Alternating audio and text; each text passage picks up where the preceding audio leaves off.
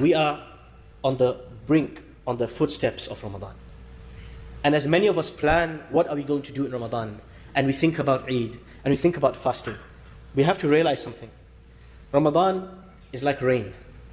But rain cannot produce agriculture everywhere. The soil has to be moist. The soil has to be fertile. The conditions have to be right. And if the heart is dead, and it is hard, and it is a rock, and it is numb, and nothing affects it, and nothing motivates it, and nothing moves it, and it feels lazy for worship, then the rain of Ramadan and the rain of the Quran will have no effect. It will hit a brick wall, a dead surface, a cold lead material, and we will find ourselves living an empty Ramadan.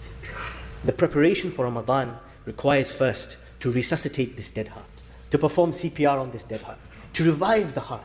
But what will revive the heart? You may think to yourself, this disease, I am suffering from this disease. But how? What is the solution? What is the medicine? What is the cure? In the very verse I just recited, in the very next verse, Allah describes the cure. Allahu nazzala ahsan al-hadith. Allah sent down the most beautiful speech. Kitaban mutashabihan mathani. A book whose verses are similar in nature, in pairs. تقشعر منه جلود الذين يخشون ربهم. When those who fear Allah hear these words, their skin trembles. ثم تلين جلودهم وقلوبهم إلى ذكر الله. And then they soften, the heart softens to the remembrance of Allah.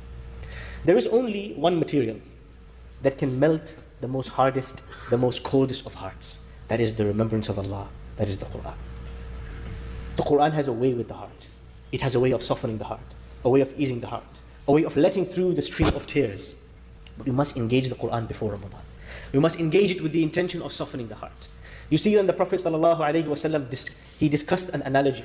He said the example of someone alive and someone dead is like the one who remembers Allah and the one who doesn't remember Allah. The remembrance of Allah is the life of the heart.